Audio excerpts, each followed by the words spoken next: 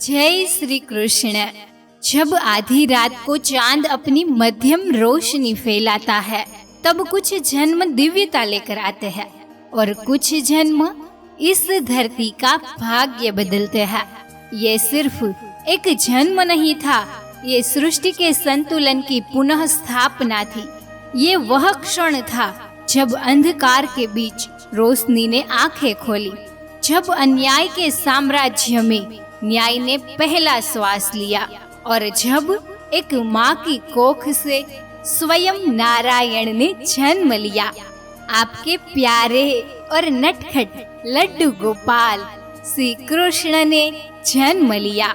प्रिय माताएं, आज हम जानेंगे जब श्री कृष्ण ने जन्म लिया और योग माया ने कंस को झला।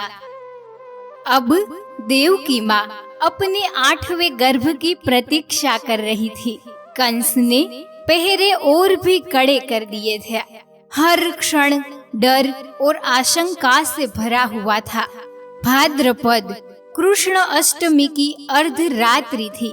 बुधवार का दिन, रोहिणी नक्षत्र और पूर्व दिशा में चंद्रमा उदय हो रहा था। उसी क्षण कारागार के भीतर एक दिव्य प्रकाश फैला। पूरा कक्ष प्रकाश से भर गया। स्वयं भगवान श्री कृष्ण ने जन्म लिया। चतुर्भुज रूप में शंख, चक्र, गदा और पद्म धारण किए, मुकुट, कुंडल और दिव्य आभा से युक्त, जैसे स्वयं ब्रह्मांड ने आकार ले लिया हो। वासुदेव जी हाथ जोड़कर स्तुति करने लगे। हे प्रभु, आप इस अंधकार में प्रकाश बनकर आए हैं। बोलो श्री कृष्ण कन्हैया लाल की जय। भगवान ने कहा, हे वासुदेव, मुझे गोकुल में नंद बाबा के घर पहुंचा दो और यशोदा को जो कन्या हुई है उसे यहाँ ले आओ। जैसे ही भगवान ने आज्ञा दी, वासुदेव जी की बेड़ियां खुल गई।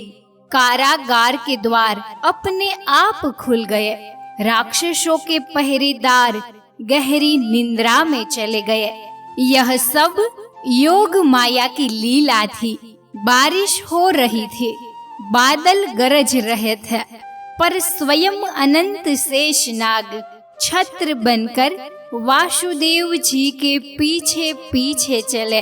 यमुना नदी ऊंची हो गई थी, जैसे प्रभु के चरणों को छूने को आतुर हो। तभी श्री कृष्ण ने अपना नन्हा पग नीचे किया और यमुना शांत हो गई। वासुदेव जी नंद भवन पहुँचे। सभी लोग गहरी नींद में थे। माँ यशोदा को कन्या हुई थी, पर उन्हें इसका भान नहीं था।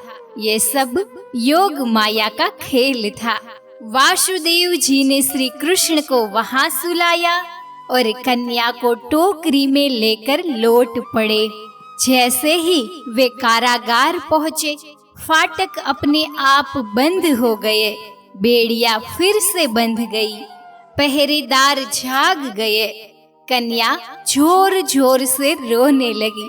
कंस दौड़ा आया और जैसे ही वह कन्या को पत्थर पर पटकने चला, वह कन्या उसके हाथ से छूट गई।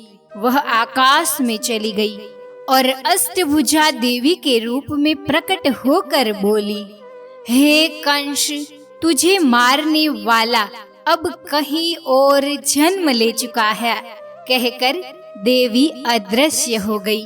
प्रिय माताएं, आज जब तुम अपने शिशु को अपने गर्भ में अनुभव कर रही हो, समझो कि तुम्हारी कोख भी वह मंदिर है, दिव्य स्थान है जहाँ प्रभु जन्म लेते हैं।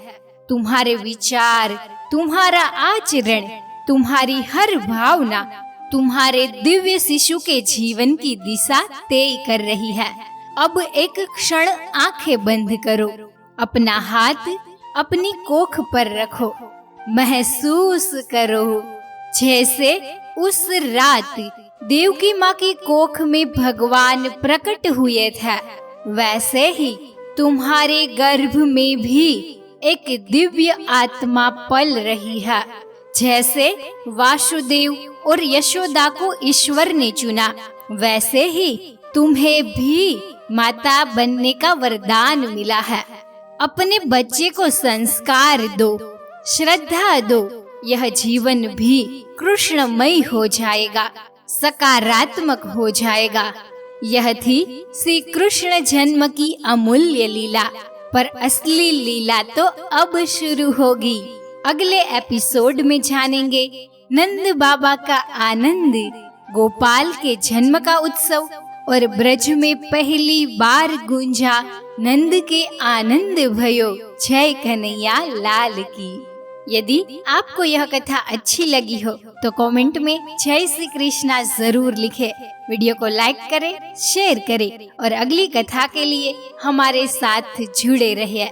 धन्यवाद।